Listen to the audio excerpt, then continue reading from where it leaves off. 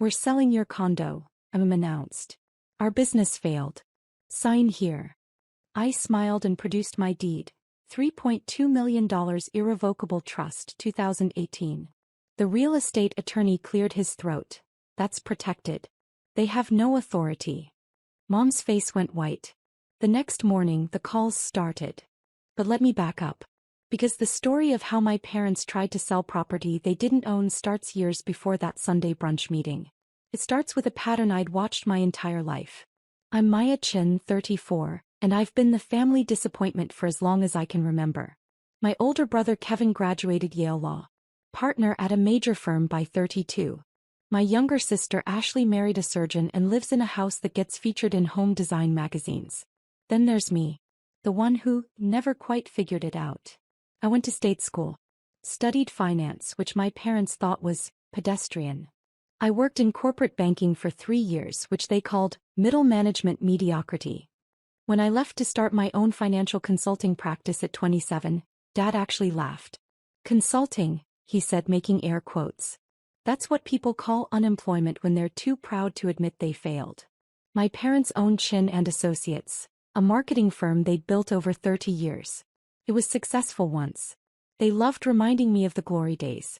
The big clients. The downtown office. The respect they commanded. By the time I was in my 20s, that glory was fading. But they refused to acknowledge it. Pride is a hell of a drug. Family dinners were performance reviews I never passed. Kevin would discuss his latest case victory. Ashley would show photos of her remodeled kitchen. I would mention a new client and Dad would change the subject. How's the job hunt going? Mom would ask as if my business didn't exist. I have a business, Mom. 12 clients currently. Oh, that's nice, dear. But when are you going to get a real position? With benefits. It wore me down for years. The constant dismissal. The way they introduced me at parties. This is Maya, she's figuring things out. The sympathy looks from their friends. When I was 29, I made my first million. A client I'd advised on portfolio restructuring gave me a significant bonus when they saved $800,000 in taxes. I didn't tell my family. I'd learned by then that success I achieved didn't count in their eyes. Instead, I met with a financial advisor and an attorney. We set up structures. Protection. Strategy. By 31, I was doing extremely well. Corporate clients paying $15,000 to $50,000 for comprehensive financial planning. Investment consulting that earned me percentage points on successful outcomes. I was clearing $400,000 annually, working from home in my pajamas while my family thought I was still trying to make consulting work. That's when I bought the condo. It was a 3-bedroom penthouse in downtown Seattle. Floor-to-ceiling windows. View of the Sound. The building had a gym, a rooftop terrace, and security that actually paid attention. List price, $2.8 million. I paid $3.2 million after a bidding war. My attorney set it up as an irrevocable living trust. Federal protection. Established April 2018. The trust documents were airtight. Nobody could touch it. Not creditors. Not lawsuits. Not family members with bad ideas. I moved in and said nothing. When Mom asked where I was living, I said, downtown. When Dad asked about rent, I said, it's manageable. They assumed I was in some studio apartment barely scraping by. I let them assume. Kevin visited once. Walked through my space with barely concealed shock. How are you affording this? He asked. Consulting pays better than you think, I said. He looked skeptical but didn't push. Kevin was too busy being important to worry about his failure sister's living situation. The truth was, I wasn't just consulting anymore. By 32, I'd transitioned into private wealth management for tech executives. My clients were CTOs and founders who needed someone to manage their sudden money. I charged $100,000 annual retainers. I had 8 clients. I was making $1.2 million annually. My family still thought I was struggling. The next 2 years were the most professionally satisfying of my life. I expanded my client base to 12 high-net-worth individuals. I brought on an associate to handle the administrative work. I established an LLC for my consulting practice. I invested heavily in index funds and commercial real estate. By 34, my net worth was $4.7 million. I still showed up to family dinners in Old Navy jeans and drove a 7-year-old Honda Civic. My parents' pity was easier to tolerate than their jealousy would have been. Meanwhile, their business was dying. Chin and Associates was bleeding clients. The marketing world had moved digital and my parents refused to adapt. Dad called social media a fad for teenagers. Mom thought email campaigns were impersonal. They were hemorrhaging money but maintaining appearances. Expensive office lease they couldn't afford. Country club membership they couldn't justify. Lifestyle their revenue no longer supported. I watched it happen from the outside. Offered help once. If you need financial advice, I could look at your books, I said at Christmas dinner year 33. Dad's face turned red. When I need business advice from someone who works in their pajamas, I'll let you know. Kevin laughed. Ashley changed the subject. I stopped offering. By summer of this year, I heard through Kevin that they'd taken out a second mortgage on their house. Then a business line of credit. Then loans from friends. The debt was crushing them. I felt bad. Genuinely. These were my parents. But every time I considered helping, I remembered every dismissive comment. Every introduction where they couldn't muster pride. Every time my success was invisible because it didn't fit their definition. I wasn't hiding my success. I was watching. Waiting. Testing. Would they ever ask? Would they ever acknowledge I might actually know what I was doing? They never did. The brunch invitation came via group text. Mom, family meeting Sunday 11 a.m. Important. Everyone must attend. Kevin responded immediately, I'll be there. Ashley, wouldn't miss it. Should I bring anything? I replied, see you then. No pleasantries. No explanation. Just the command to appear.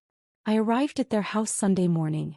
The same house I'd grown up in, now showing signs of deferred maintenance. The lawn needed work. Paint was peeling on the shutters. Inside, Kevin and Ashley were already at the dining table. A man in a suit sat with them. Late 50s, silver hair, expensive briefcase. Screamed attorney. Maya, you're late, Mom said, though I was exactly on time. Traffic was light, I said, taking a seat. Dad cleared his throat. We've called you here to discuss a family matter. A solution to a temporary business setback. Temporary. Of course. The attorney introduced himself as Richard Vance, real estate attorney. He had papers spread across the table. Your parents' business has encountered cash flow challenges, Vance said carefully. They need to liquidate some assets to restructure their debt. Kevin nodded along like he'd already been briefed. Ashley looked concerned but supportive. We're selling the beach house, Dad said. And your condo. The room went silent. I blinked. I'm sorry, what? Your condo, Mom repeated. The one downtown. We're selling it. You're selling my home? Maya, don't be dramatic, Dad said. We're selling the condo that we've been helping you afford. It's a family asset. My heart rate didn't even spike. I was genuinely curious where this was going. You think you own my condo? We've been contributing to your rent for years, Mom said. We have records of every transfer. That was technically true. They'd sent me money periodically. Help with rent, they called it. Usually around holidays, usually $500 to $1,000. I'd deposited the checks and never corrected their assumption. The money was maybe 1% of my actual mortgage, which I'd paid off in 2021. The property will sell quickly, Vance said. Downtown Seattle market is strong. Estimate $2.90 to $3.10 million. After closing costs and our commission, the proceeds will clear your parents' debt completely. And where exactly am I supposed to live? I asked. Ashley reached across the table. Maya, we know this is hard. But family helps family. You can stay with us for a few months until you find something affordable. Something affordable. In their minds, I was about to be homeless and desperate. Kevin added, it's actually good timing for you. Downtown living is expensive. You'll save money in the suburbs. The suburbs. Like I was a college graduate moving back home. Dad slid papers across the table. We need your signature. Transfer of deed, listing agreement, authorization for sale. I looked at the documents. They'd actually prepared everything. Listed themselves as owners. My name appeared only as current resident. This is quite a lot to process, I said calmly. Maya, our business is at stake, Mom said, voice rising. The company your father and I built for 30 years. You can't be selfish right now. Selfish. That word hung in the air. Just sign the papers, Dad said. We'll handle everything else. I smiled. Actually smiled. Then I opened my purse and pulled out a folder I'd brought for exactly no reason except intuition. The trust documents. The deed. The title report. All of it. I slid my folder across the table, past their listing agreement and opened it to the first page. Before I sign anything, I said, I thought you might want to see this. Vance leaned forward. His eyes scanned the top document and his expression changed. Professional mask slipping into something like alarm. What is that? Dad demanded. The deed to my condo, I said. Want to read it? Mom snatched the paper. This doesn't make any sense. Says, Maya Chin Irrevocable Living Trust established April 2018. Keep reading, I encouraged. Property value $3.2 million. Purchase price $3.2 million. Trust designation. Federal protection under IRC 2036. Her voice trailed off. Vance had gone pale. He was flipping through the other documents now. The trust agreement. The title insurance policy. The closing statement from 6 years ago. I don't understand, Ashley said. Maya, did you buy it? In 2018, I confirmed. Paid cash. Well, certified check. Same thing. Kevin grabbed the documents from Mom. This is impossible. You couldn't have had this kind of money. You were 28. You were just starting out. I was doing quite well, actually. Doing well. Dad's voice cracked. Where did you get $3 million? I earned it. The silence was spectacular. Vance cleared his throat. Mr. and Mrs. Chin, I need to speak with you privately. No, Mom said sharply. She's lying. This is fake. She forged these documents to avoid helping us. I almost laughed. The trust is registered with King County. The deed is recorded. Call the county recorder's office. Call the title company. Here's their number.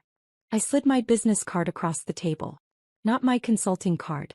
My personal card with my attorney's contact information. You want to verify? Be my guest. Vance was already packing his briefcase. I cannot proceed with this sale. The property is held in an irrevocable trust with federal protection. Your daughter is the sole trustee and beneficiary. You have no legal authority to sell, transfer, or encumber this property in any way. That's ridiculous, Dad sputtered. We've been helping her pay for it. Gifts, I said. Generous gifts which I appreciated. But you've given me maybe $30,000 total over 6 years. My mortgage was $12,800 monthly before I paid it off. Do the math. Kevin was doing the math. I could see it on his face. $12,800 a month that's over $150,000 a year just for the mortgage. Paid it off in 3 years, I added. Saved me about $340,000 in interest. Ashley looked like she might cry. Maya, how is this possible? Financial consulting, I said. Turns out it pays pretty well. The room erupted. You've been lying to us for years. Mom's voice hit a pitch that probably bothered the neighbor's dogs. I never lied, I said calmly. You assumed. I let you. Dad pointed a shaking finger at me. You let us think you were struggling. You took our money. You sent money without asking if I needed it. I accepted it graciously. There's a difference. Kevin stood up, pacing. This is insane. You bought a $3.2 million property at 28? That's what senior partners make. How? Client bonuses, consulting fees, investment returns. I'm good at what I do. But you never told us, Ashley said, wounded. We're your family. Would you have believed me? I asked. If I'd come to Christmas dinner at 28 and said, I just bought a $3.2 million condo, what would you have said? Silence. You would have accused me of lying then too. Or assumed I'd done something illegal. Or married someone rich. Because in your minds I'm the family failure. Nothing I achieve changes that narrative. Mom's hands were shaking. How dare you? After everything we've done for you. What exactly have you done for me? The question came out quieter than I intended. We raised you. We paid for your education. State school on scholarships. I took loans for the rest. Paid them off by 26. We gave you opportunities.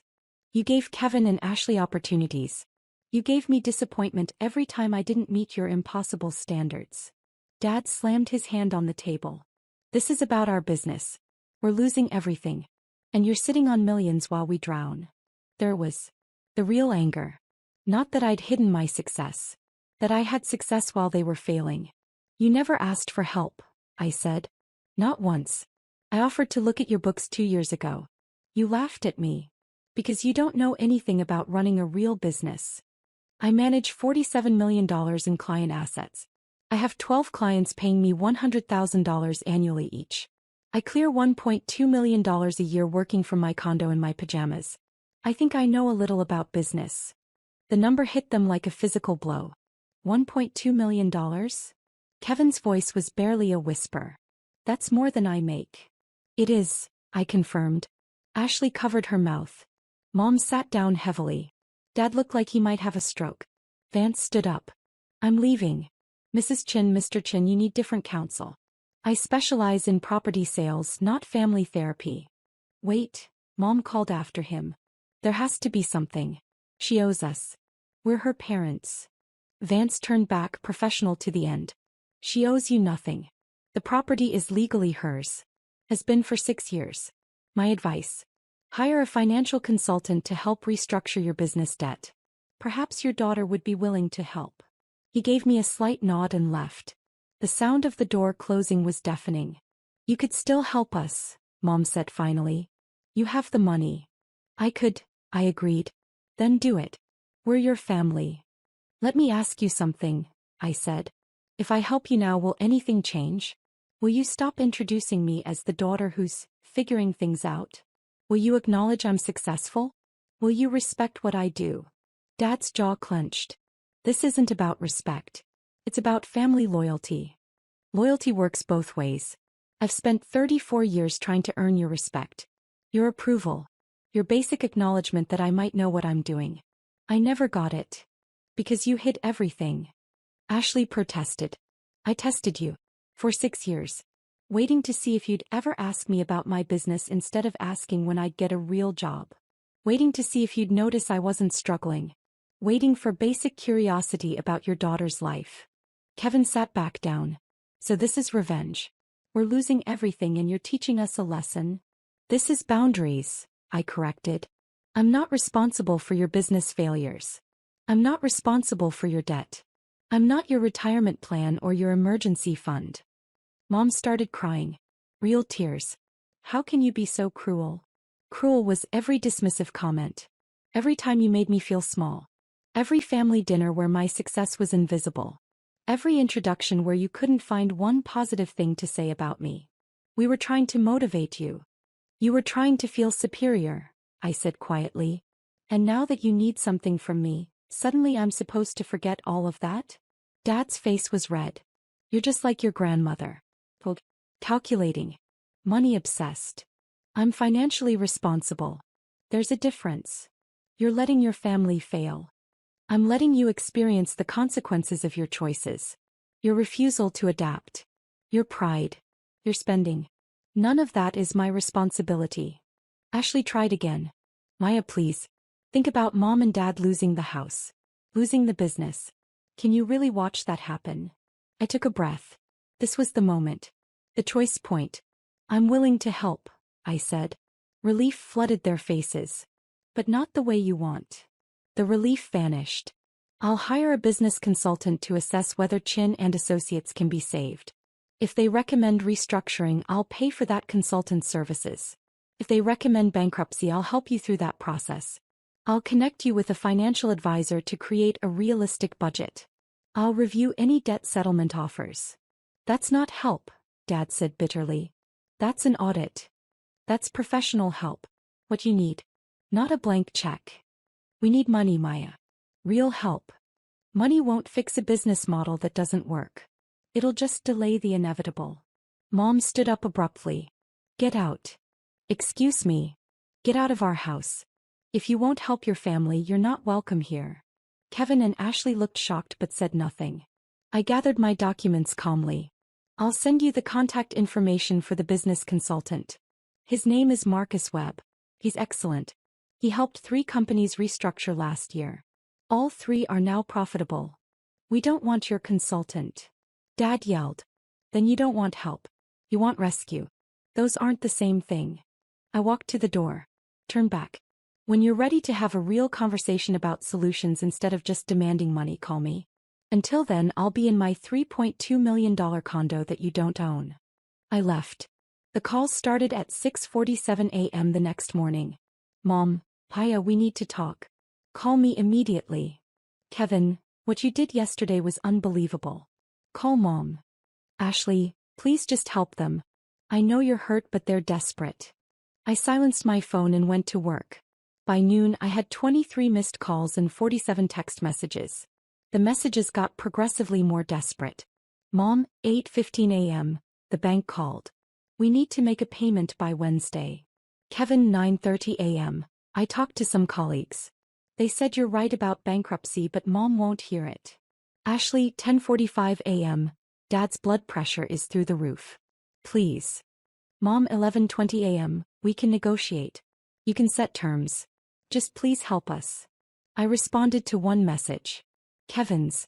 Me, Marcus Webb's number. 20655505147. He's expecting their call. I've already paid his consultation fee. Kevin, they won't call him. Me, then they don't want solutions. I returned to my client work. Portfolio review for a CTO who just received a $2 million stock grant. He needed tax strategy. This was what I was good at. This was what I'd built. My phone buzzed. Unknown number. Why Chin? Miss Chin, this is Marcus Webb. I just received a call from your parents. My heart rate picked up. They called you. Your father did. Brief conversation. He wanted to know if you'd paid me to tell them to file bankruptcy. What did you say? That I haven't reviewed their books yet and wouldn't make recommendations without data. He hung up. Of course he did. Thank you for trying, I said. For what it's worth, your offer was generous. Most children wouldn't pay for professional help after being treated the way you described. They're still my parents. They're lucky you remember that. By Wednesday, the messages changed tone. Dad, the bank is starting foreclosure proceedings on the house. I hope you're happy. Not happy. Sad actually. But firm. I didn't respond. Thursday afternoon, Ashley showed up at my building. The doorman called up. There's an Ashley Chin here to see you. Send her up. He walked into my condo and just stared. Really looked at it for the first time. Maya, this is incredible. Thank you. I never really saw it before. I mean, I knew it was nice, but you saw what you expected to see. What they told you to see. She sat on my designer couch. Probably $8,000. She didn't know that. They're going to lose everything, she said quietly. Probably. You really won't help? I offered help. They refused it. Money, Maya. They need money. How much? She blinked. What? How much do they need? Specific number.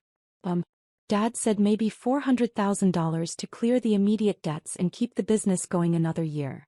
And next year. What? Next year, when that money's gone and nothing's changed, how much will they need then? Ashley didn't answer. That's why I won't write a check, I said. Because it's not a solution. It's a delay. And in 12 months, we'd have this exact conversation again, except I'd be $400,000 poorer and they'd resent me anyway. Why would they resent you? Because I'd have saved them. And every day after, they'd have to live with the fact that their failure daughter rescued them. That's a pill they'll never swallow. Ashley stared at her hands. You've thought about this a lot. For 6 years I've been waiting for them to see me. Really see me. Not the version they wanted. Not the disappointment. The actual person I became.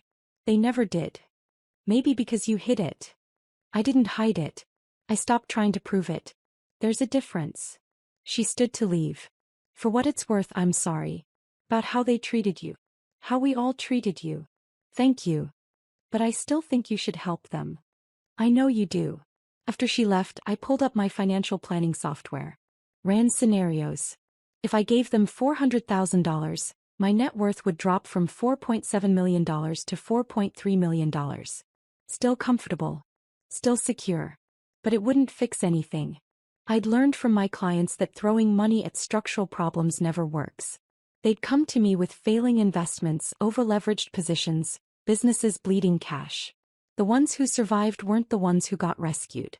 They were the ones who faced reality and rebuilt. My parents needed to face reality. I wasn't going to rob them of that lesson. 6 weeks later, Kevin called. "They're filing Chapter 11, he said. "Business bankruptcy." "That's the right choice. They're losing the house too. Can't afford the mortgage. Where will they go?" Ashley and her husband offered their guest house. "It's small. But it's family." "Yeah." Silence on the line. "Maya, I owe you an apology. A real one. We all do." "Thank you. I looked into what you do. Read about your firm. You're really successful. Like legitimately. I didn't know. I tried to tell you. We didn't listen. We saw what we wanted to see. What we needed to see to feel superior." That admission meant more than money could. "How are they doing?" I asked. "Angry. Embarrassed. Mom won't leave Ashley's guest house. Dad's been applying for jobs. It's rough. It'll get better." "Will it?" "If they learn from it, yes." 2 months after that, I received a letter. Handwritten. From Mom. "Maya, I don't expect you to forgive me. I don't know if I'd forgive me. Marcus Webb was right. The business was dying and I couldn't see it. Your father and I lived in denial for years. We spent money we didn't have to maintain an image that didn't matter. He tried to tell us. I remember now. Little comments over the years about changing markets, digital strategy, financial planning. We dismissed all of it because accepting your advice meant accepting you knew more than us. That terrified me. I wanted you to be the one who needed us. The one who proved we were still important, still wise, still in control. When you succeeded without us, it felt like rejection. But you didn't reject us. We rejected you. Your father and I are living in a 600-square-foot guest house. He's working as a marketing consultant for a startup. I'm doing freelance social media management. The irony isn't lost on me. We make $85,000 combined now. It's the most honest money we've earned in a decade. I don't know if we'll ever have a real relationship. But I wanted you to know I see you now. I see what you built. I see how strong you had to be to succeed while we tried to convince you that you were failing. I'm sorry. I read the letter 3 times. Then I called Marcus Webb. If they wanted to take business classes, community college, or online courses, would you recommend any? Several. Are you paying? Anonymously. Through a scholarship fund. That's kind of you. They're still my parents. I set up a $50,000 education fund in their names. Sent the information through Marcus. Told him not to reveal the source. They'd learn eventually. Or not. Either way, I'd done what I could. 3 months later, I saw Dad at a coffee shop near my condo. He was sitting with a laptop, video call in progress, clearly working. He looked smaller somehow. Older. But also more present.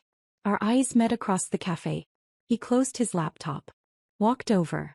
"Why, Dad. I'm working with a client. Startup launch. They needed marketing strategy." "That's great." "It is actually. It's different than before. Honest work. Fair pay." We stood in awkward silence. "Your mother told you about the letter?" he asked. "She did. I should have written one too. I was ashamed." "I understand." "No, you don't. You're 34 and more successful than I ever was. You did it without help, without connections, without anyone believing in you. And I spent years trying to convince you that you were failing. You were protecting your ego. I was being cruel." I nodded. "Yes. You were." He flinched but didn't argue. "But you're learning now," I added. "That counts for something." "Does it count enough?" "I thought about that. Ask me in a year." He smiled sadly. "That's fair." He went back to his table. I got my coffee. As I left, I glanced back. He was working again. Focused. Engaged. Maybe he'd make it. Maybe they both would. But either way, I'd learned the most important lesson. I didn't need their approval to be successful. I didn't need their validation to know my worth. I'd built something real. Something mine. And that $3.2 million condo? Every time I walked through the door, it reminded me, I was never the family failure. I was the one who succeeded despite them. That's a different thing entirely.